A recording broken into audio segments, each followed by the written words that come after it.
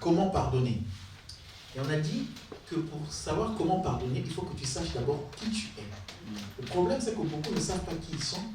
Donc, du coup, ils ont du mal à pardonner. Pourquoi? Parce que si je ne sais pas que je suis enfant de Dieu et que Dieu a des promesses sur ma vie et que Dieu a décidé déjà pour ma vie, donc quand quelqu'un va me dire quelque chose, je vais être braqué sur cette personne-là et donc, je ne vais pas pardonner parce que je crois que ma vie dépend de ce qu'il a dit. Mais franchement, si je passe là dans la rue et quelqu'un me dit, toi là, par exemple, pauvre chômeur et tout, est-ce que je vais répondre franchement? Je sais que je travaille. Est-ce que je vais l'en vouloir? Non. Puisque je sais, je me connais, je sais que demain je vais aller au travail. Donc, sachant ce que je suis, ce qu'on va me dire, ben, je rigole. Pauvre chômeur, tu n'auras pas de salaire à la fin du mois. Ben, demain je vais travailler, je vais être payé. Donc, puisque je sais qui je suis, je sais ce que je fais, donc ce que tu me dis n'a pas d'influence sur moi. Et donc, comme ça n'a pas d'influence sur moi, je vais peut-être t'aider à t'informer pour que tu saches que je travaille et que peut-être que je peux aussi t'aider. Amen. Donc, il est important de savoir qui on est. On a vu Joseph.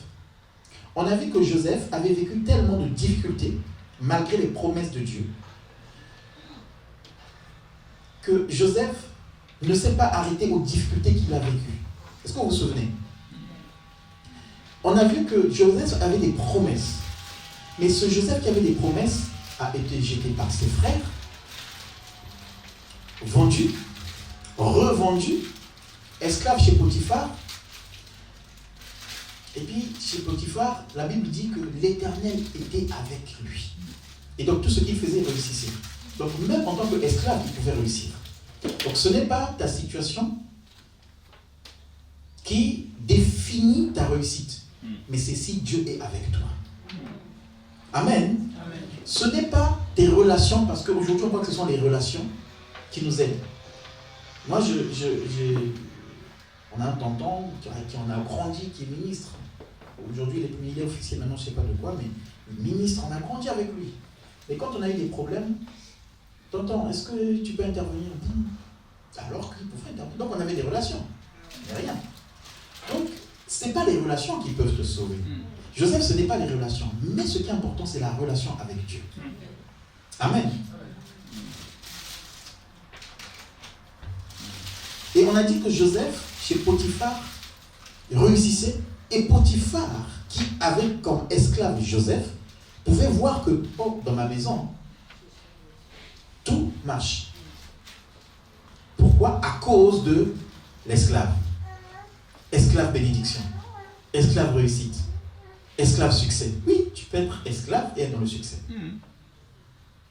Amen. Et puis on a vu que Joseph donc avait des responsabilités chez Potiphar. Esclave, mais maintenant responsable. Mais, à un temps donné, Joseph tout le réussit, tout fonctionne, tout marche, et Joseph va faire quoi? Il va retomber dans une situation, il n'a rien fait, il est accusé, il se retrouve en prison. Et on a dit que les gens qui pouvaient regarder Joseph pouvaient dire, oh, non, toi vraiment tu allais bien. Tu commençais à monter, tu commençais à évoluer, mais là où tu étais, tu n'es pas en prison. Mais tu as des problèmes, toi. Mais Joseph pouvait savoir que dans son cœur, parce que c'est dans le cœur que ça se passe. Ce n'est pas ce que les gens disent, mais ce que toi, tu sais de toi-même. Si tu es dans le péché, c'est différent. Mais si tu sais que tu es vrai avec Dieu, si tu sais que tu étais avec la femme de Potiphar et que tu t'es sauvé, que tu as fui, mais malgré cela, les gens t'accusent, c'est pas grave. Ce qui est important, c'est ce que tu sais de toi-même. Parce que ce que tu sais de toi-même te garde contre toute épreuve et te donne d'être fort dans les situations difficiles. Donc Joseph repart en prison. Mais, en prison, la Bible rajoute encore que Joseph, l'Éternel, fut avec Joseph. Oh, Dieu peut descendre en prison avec toi. Amen. Ton papa arrive à la porte de la prison et dit, bon, je vais t'amener à manger demain. Il repart à la maison. Il regarde la télé, tout ça. Bon, à un moment donné, il est triste. Il dit, mon fils est en prison. Mais bon, après, à un moment donné aussi, il rigole avec les autres. Et tout. Il regarde la télé. Bon, il va faire un peu de sport. Même ta femme, elle va venir, ou ton mari, tout ça. Chérie, je t'aime, mais tout de l'autre côté. Bon, bisous, à demain.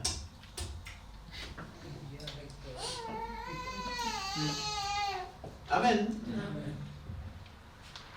Mais Dieu descend avec toi en prison.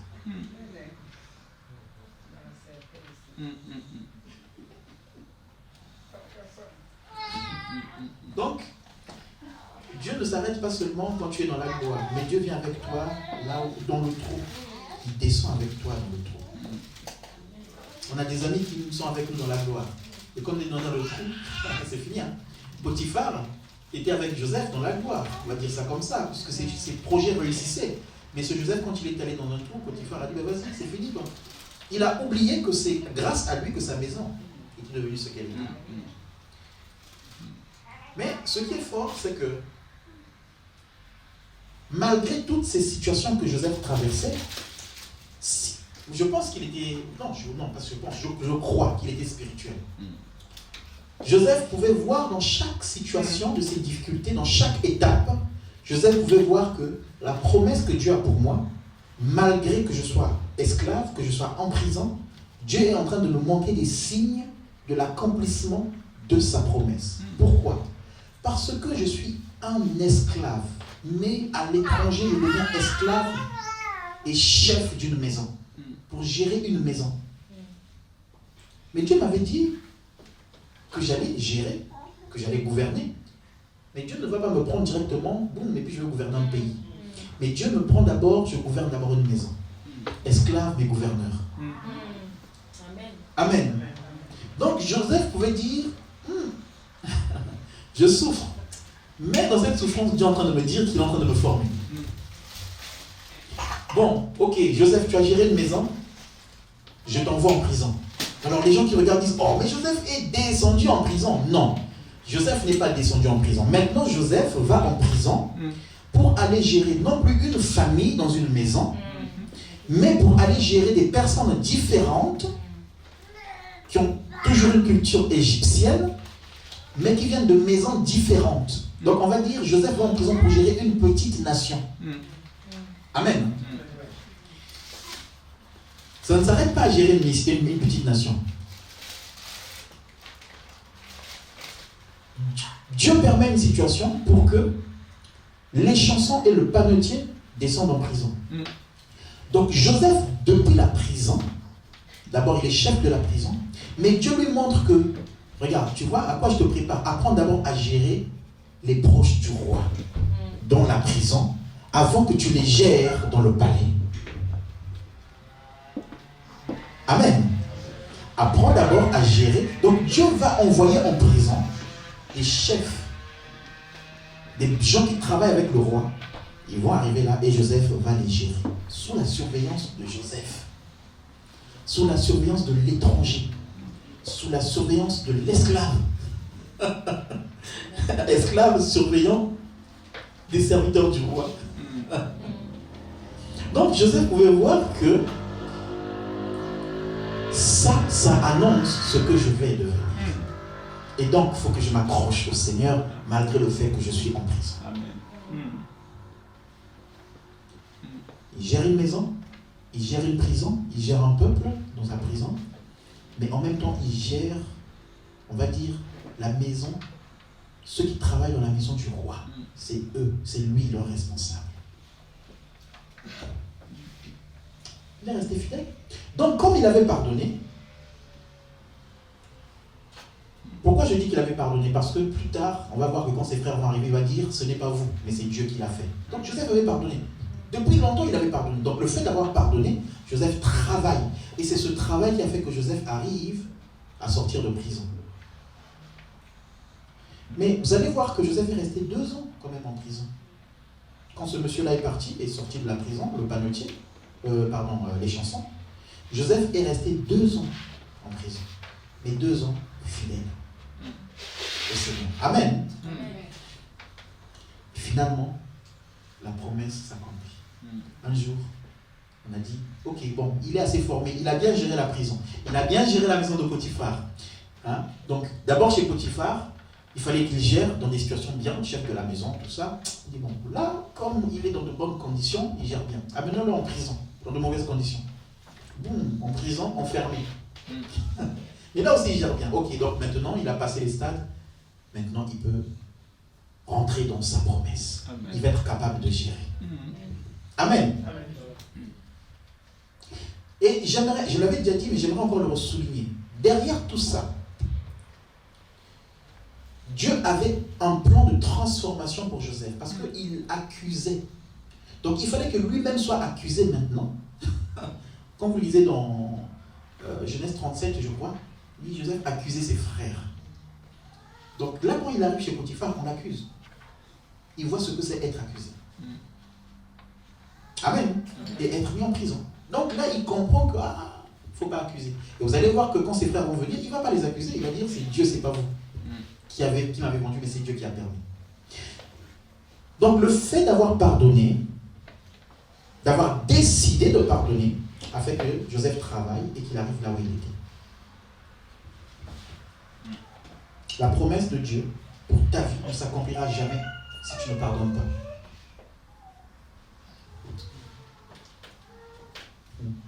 J'ai envie de dire comme disait un frère hier. Pourquoi les pasteurs, pourquoi ils demandent le Amen? Donnez-moi Amen. Pourquoi ils demandent le Amen? Non, les gens disent Amen quand ils veulent. La promesse de Dieu, je veux dire la promesse que Dieu t'a donnée, s'accomplira si tu pardonnes. Amen. Amen. Donc pardonner est un choix, c'est une décision à prendre. Je vais prendre juste 10 minutes. On s'était arrêté dans Matthieu 6. On avait dit quoi? Pardonne nos offenses comme nous pardonnons à ceux qui nous ont offensés. Donc Jésus, dans la prière qu'il donne, comment nous devons prier, il est en train de dire, quand vous priez, dites-moi pardonne comme nous pardonnons à ceux qui nous ont offensés. Ça veut dire que Jésus t'annonce que tu vas être offensé. Dans la prière sacerdotale, il annonce comment tu dois prier. Mais dans l'annonce qu'il te fait, il te dit, quand tu vas prier, dis-moi, Seigneur, pardonne-moi comme je pardonne à ceux qui m'ont offensé. Donc, c'est-à-dire que Jésus t'annonce que tu seras offensé. Toi qui dis, notre Père qui est aux cieux, que ta volonté soit faite dans ma vie, Jésus te dit qu'il t'annonce que tu seras offensé. Mais il te dit aussi que quand tu seras offensé, avant de venir me prier à moi, il faut que tu pardonnes d'abord. Comme ça, quand tu viendras prier, me dire tes prières, il faut que tu me dises pardonne-moi comme j'ai déjà pardonné aux autres. Donc si tu ne l'as pas fait, ne va pas prier. Amen. Donc des fois on se retrouve dans l'église là, tout ça, et il y a des gens qui n'ont pas pardonné entre eux. Hein. Et quand tu prêches, tu dis tes ennemis, ils sont à côté qui crie Amen. Mais en fait, quand il dit Amen, c'est l'ennemi qui est juste à côté. Prêche. Ton mari, prêche, pasteur. Mais parce qu'ils ont eu des problèmes avec son mari à la maison. Tu n'as pas pardonné. Amen. Pardonne. Dieu te dit avant de me dire pardonne-moi. Donc Jésus nous annonce que nous allons être offensés. J'aimerais que tu acceptes que tu vas être offensé. C'est l'une des clés qui va t'aider à pardonner. Si tu n'acceptes pas d'être offensé, tu ne pourras jamais pardonner. Il faut accepter que tu seras blessé. En fait, c'est ton orgueil qui va être blessé et Dieu se sert de cette situation pour te briser. Oui, les offenses, les difficultés, le rejet ou les souffrances, les accusations que nous vivons, et des fois c'est pour nous briser simplement. Même si nous n'avons rien fait, mais Dieu se sert toujours de ça pour nous briser, pour compter sur lui, pour ne pas nous cramponner ou nous attacher à la valeur que nous nous accordons. Parce que le véritable problème, c'est celui-là. Nous voulons tellement qu'on donne de bons témoignages de nous, Nous voulons tellement qu'on parle du bien de nous. Nous voulons tellement qu'on nous présente bien. Nous voulons tellement qu'on dise du bien de nous, que quand quelqu'un dit du mal de toi, parce que c'est ton honneur, quoi. C'est mon respect. Et quand même respecter les gens. Vous ne me connaissez pas. Je suis quand même père de famille. Je sais quand même gérer une famille. C'est pas toi qui vas m'apprendre à gérer une famille. Mais respecte-moi quand même. Mais comment on peut me parler comme ça? Je suis quand même directeur d'une banque. Je gère quand même des gens. Mais moi, mais toi, tu es qui? Jésus, tu sais comment lui a parlé? Le roi des rois, créateur de toutes choses, dit pardonne-leur. Ils ne savent pas ce qu'il faut. Les gens qu'il avait délivrés, qu'il avait guéris, à la porte pouvaient dire, mais c'est toi, non, qui les livré. Maintenant, sauve-toi toi-même. C'est toi qui m'avais sauvé. J'étais malade, c'est toi qui m'as guéri. Sauve-toi toi-même. Et ça se trouve, il y a des gens qui le disaient, pas avec une mauvaise intention, dans le bon sens, c'est-à-dire, oh, mais Jésus, moi tu as pu me sauver, moi tu as pu me guérir, mais donc je crois que tu peux le faire toi-même, tu peux te sauver. Imagine-toi, on te dit ça, tu vas être énervé, hein? Amen. Donc il faut que tu acceptes que tu vas être offensé. Maintenant, Dieu sait que quand tu vas être offensé, par toi-même, tu ne peux pas pardonner. Parce que quand on est offensé, c'est dur. C'est difficile. Humainement, c'est difficile. Il ne faut pas mettre cet aspect de côté. Humainement, on est déchiré, on est froissé. C'est compliqué. Donc, il y a besoin d'une aide. Et Dieu sait que c'est tellement difficile ce que tu peux vivre quand tu es offensé, que lui, il vient pour t'aider à pardonner. Donc maintenant, pour que tu arrives à pardonner, il faut que tu fasses le choix, que tu prennes la décision de dire, je vais pardonner, Seigneur, aide-moi. Tant que tu restes dans le raisonnement qui fait, il faut que le temps passe. Non, là c'est trop dur. Ce qu'on m'a fait, non, c'est compliqué. On m'a amené au tribunal, on m'a fait, non, purée, on m'a exposé à la télé, tout ça. Mais quand tu fais ça, en fait, même le visage, c'est que dedans, là, ça pique. Une souffrance. Et Dieu veut guérir cette souffrance. Donc dis-lui, Seigneur, aide-moi, guéris-moi. Parce que je ne peux pas demeurer comme ça dans cette souffrance, ça va me bloquer et ça va m'empêcher de rentrer dans mes bénédictions. Le diable, quand il veut nous empêcher de pardonner, c'est simplement pour nous empêcher de rentrer dans le plan de Dieu.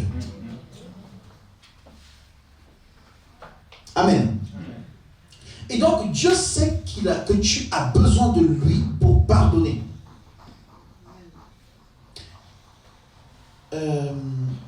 1 Corinthiens chapitre 13.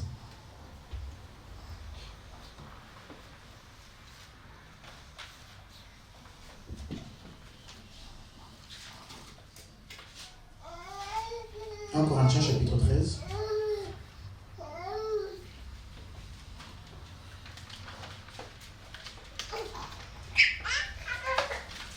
Tu peux lire. Et à partir du verset... À partir du verset 4. 1 Corinthiens chapitre 1 verset 4.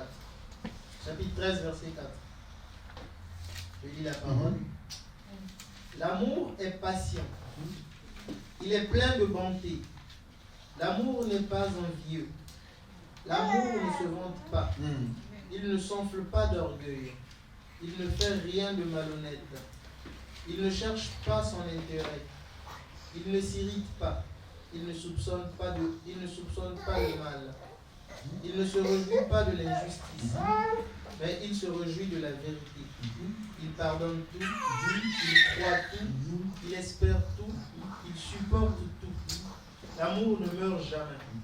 Les prophéties disparaîtront, les langues cesseront, la connaissance disparaîtra.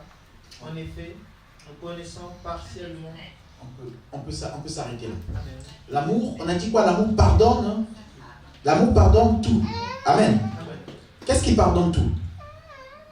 C'est pas toi, c'est l'amour. Amen. Amen. Si tu veux pardonner par toi-même, tu ne pourras pas. Ce qui va pardonner tout, c'est l'amour. Donc, qu'est-ce que tu peux faire pour pouvoir pardonner? Qu'est-ce que tu dois rechercher pour être capable de pardonner? Demander l'amour. Si tu veux pardonner par toi-même, ça ne marchera pas. C'est l'amour qui pardonne tout, c'est l'amour qui supporte tout. Alors quand je dis amour, bon, oui, on va dire, même dans le monde, l'amour, donc on va dire, l'amour, donc j'aime quelqu'un, tout ça. Non. Ici, il est parlé de Dieu simplement. L'amour de Dieu. Amen. Donc, tu as besoin d'être continuellement rempli, comblé de l'amour de Dieu. Tu as besoin de recevoir l'amour de Dieu. Recevoir l'amour de Dieu, la parole de Dieu. Amen. Remplis ton esprit de la parole de Dieu. Et la Bible nous dit que l'amour de Dieu est répandu. Dieu a déjà répandu l'amour dans ton cœur. En réalité, si Dieu te demande de pardonner, c'est parce qu'il sait qu'il a mis l'amour dans ton cœur. Dieu dit, quand tu vas prier, dis, Seigneur, pardonne-moi comme j'ai pardonné à ceux qui m'ont offensé. Donc Dieu parle au quoi? À quel temps? Parce que j'ai oublié, c'est depuis le CE2. Pardonne-nous nos offenses comme nous pardonnons à ceux qui nous ont offensés. Je veux dire, en fait, il dit, pardonne-nous comme nous avons l'habitude de pardonner. Donc, ou comme nous avons déjà pardonné à ceux qui nous ont offensés. Ça, c'est Jésus qui le dit. Donc, Jésus croit que tu as déjà pardonné. Pourquoi il croit que tu as déjà pardonné? Parce qu'il croit en l'amour qu'il a déversé en toi. Donc, il faut que toi, tu acceptes, que tu crois que Dieu a déversé de l'amour dans ton cœur. Et c'est cet amour-là qui te donne de pardonner tout. Amen. Et cet amour, on prise dans la parole de Dieu, dans la présence de Dieu. Donc, l'amour pardonne tout. Donc, on a dit la dernière fois, il faut savoir qui tu es. Et on avait dit que nous sommes nés d'esprit. À ceux qui ont cru en son nom, elle a donné le pouvoir de devenir enfant de Dieu. C'est ce qu'on a dit la dernière fois. Donc, comme tu es enfant de Dieu, Dieu est amour, son amour est dans ton cœur. Donc, tu peux pardonner parce que l'amour de Dieu est dans ton cœur. Maintenant, ce qu'il faut que tu fasses, c'est que tu crois et que tu acceptes que l'amour de Dieu qui est en toi peut t'aider à pardonner. C'est pour ton bien. C'est pas pour ton ennemi. Je redis encore la même chose. C'est pour ton bien quand tu pardonnes. Parce que quand tu pardonnes pas, c'est toi qui ne dors pas. Lui, peut-être, comme disait le pasteur, il gambade. C'est toi qui ne dors pas. Amen.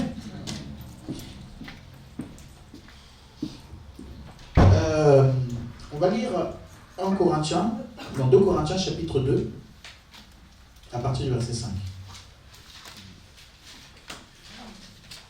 2 Corinthiens, chapitre 2. 2 Corinthiens, chapitre 2, verset 5. Si quelqu'un a été une cause de tristesse, ce n'est pas moi qui l'a attristé, c'est vous tous. Du moins dans une certaine mesure, pour ne rien exagérer. Le blâme qui lui a été infligé par la majorité d'entre vous est suffisant pour cet homme. Maintenant, au contraire, vous devez plutôt lui pardonner et l'encourager, de peur qu'il ne soit accablé par une tristesse excessive. Je vous engage donc à faire preuve d'amour envers lui, car je vous ai aussi écrit dans le but de savoir, en vous mettant à l'épreuve, si vous êtes obéissant à tout point de vue. Or, à qui vous pardonnez, je vous pardonne aussi. Et si j'ai pardonné quelque chose à quelqu'un, je l'ai fait à cause de vous, en présence de Christ, afin de ne pas laisser à Satan l'avantage sur nous, car nous n'ignorons pas ses intentions. Amen. Amen. Avant d'expliquer rapidement, je vais juste donner le contexte. Ici, Paul parle des personnes qui vivent dans le désordre dans l'église. Les personnes qui vivent dans le désordre, ils font n'importe quoi. Donc, ces personnes-là, l'église tout entière les reprenait, si vous voulez. C'est ce qui se passait. Donc, l'église les reprenait pour susciter de la tristesse dans leur cœur et la repentance dans leur cœur. Mais Paul dit qu'en le faisant, il ne faut pas demeurer dans cette façon d'accabler la personne, mais il faut laisser la miséricorde pour que la personne revienne au Seigneur. Amen. Donc il faut vous lui pardonner. Pourquoi? Parce que la personne, en fait, quand elle faisait des bêtises, supposons qu'il y a quelqu'un qui arrive au milieu de nous, et puis il joue avec les sœurs, et puis 1, 2, 3 sœurs sont enceintes dans l'église. Bon, c'est une honte aussi pour l'église, ça nous fait du mal, ça nous brise le cœur. C'est parce que Dieu veut dans l'église. Vous voyez? Donc maintenant, ça nous fait tous mal, mais il faut qu'on lui pardonne. Il faut d'abord qu'elle soit disciplinée, qu'on la mette sous discipline. Ça la Bible le recommande. Parce qu'aujourd'hui, des fois avec la tolérance, on dit non, il ne faut pas, vous savez, tout ça. Non, non, non. Ici, Paul parle bien que l'église, ici, devait entière régler ce problème-là. Mais, quelque part, il redit, il faut que vous lui pardonnez. Donc ça veut dire que la personne, ce qu'elle fait, elle fait du mal au corps de l'église, au corps de Christ, à l'église entière. Mais Paul dit, il faut lui pardonner. Amen.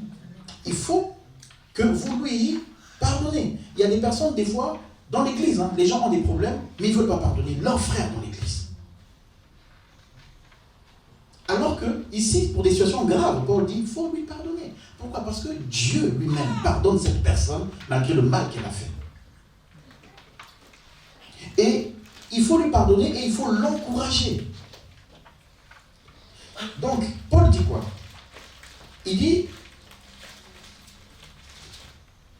si quelqu'un a été une cause de tristesse, ce n'est pas à moi qui l'a attristé, mais c'est vous tous du moins, en partie, pour ne rien exagérer. Bon, je vais lire une autre version. Parole de vie, c'est plus parlant. Si quelqu'un a causé de la tristesse, ce n'est pas à moi, c'est plutôt à vous tous qui l'en est causé. Mais il ne faut pas exagérer l'affaire. Des fois, il y a des affaires que nous exagérons dans l'église.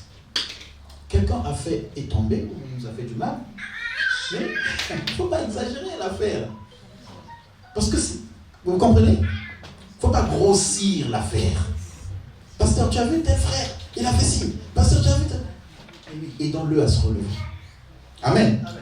Pour cet homme-là, les reproches de la communauté suffisent. Donc, c'est-à-dire qu'il y a eu des reproches de la communauté. Et Paul dit, c'est suffisant. Et il rajoute, c'est pourquoi maintenant, vous devez plutôt lui pardonner et l'encourager. Sinon, une tristesse trop grande risque de le décourager complètement. Donc, vous devez maintenant faire quoi? Vous devez maintenant lui pardonner. Alors, je vous demande, montrez-lui que vous l'aimez. Donc, on a dit quoi? L'amour pardonne.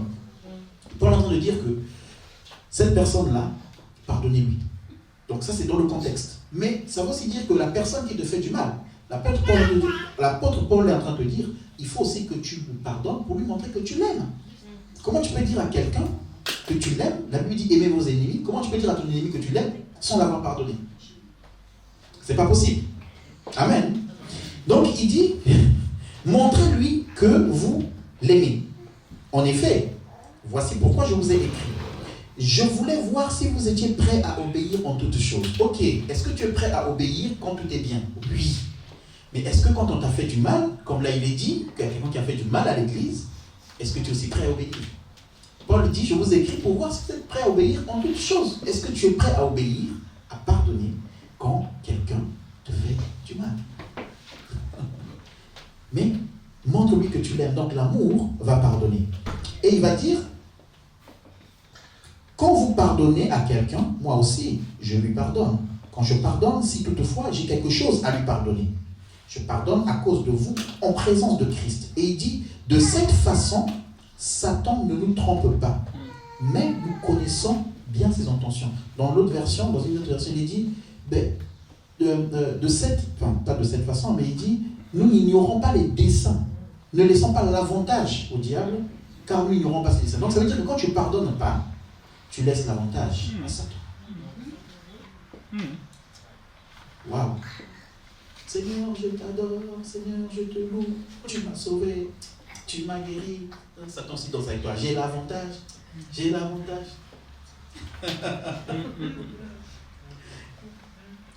Amen. Oui. Le culte que j'élève à Dieu, la louange que j'élève à Dieu a un sens si j'ai pardonné. Donc il ne suffit pas que je m'éclate dans la louange, dans l'adoration, dans la prière. Parce que si je fais ça, en fait, le ciel est fermé sur ma vie, en réalité. Alors, j'élève des prières, mais en fait, ça ne monte pas. Spirituellement, il ne se passe rien. Et Satan a l'avantage sur ta vie. Il a l'avantage sur sa vie, ça veut dire qu'il a aussi l'avantage sur l'Église. Alors, dans l'Église, les choses n'avancent pas, les gens ne guérissent pas, il y a toujours des problèmes. Mais oui, parce que les gens n'ont pas pardonné. Et donc, les gens eux-mêmes laissent l'avantage à Satan. Amen. Montrez-lui que vous l'aimez. Montrez-lui que vous l'aimez. Amen. Je vais m'arrêter là. Donc, le travail à faire cette semaine demande que ton cœur soit rempli d'amour. Avant qu'on continue. Que ton cœur soit rempli d'amour, c'est la clé. Parce que l'amour pardonne tout. Ce n'est pas toi qui pardonne tout, mais l'amour en toi pardonne tout. Parce que si tu comptes sur toi-même, je suis tellement... moi-même, j'ai tellement écrit toutes les situations que j'ai traversées sur un mur. Toutes les situations, tous ceux qui m'ont fait souffrir, j'ai écrit leur nom sur un mur, dans la chambre. Tel jour, à telle date, telle heure, dans mon cahier de journal. Ça, c'est moi-même. Même le monsieur qui m'avait mal regardé, parce que je l'ai doublé. Celui qui m'avait klaxonné, là. Je ne peux pas le pardonner. Mais, l'amour de Dieu en moi va effacer tout ça et va m'aider à pardonner. Donc, recherche l'amour. Remplis ton cœur d'amour. Amen. Que Dieu nous bénisse.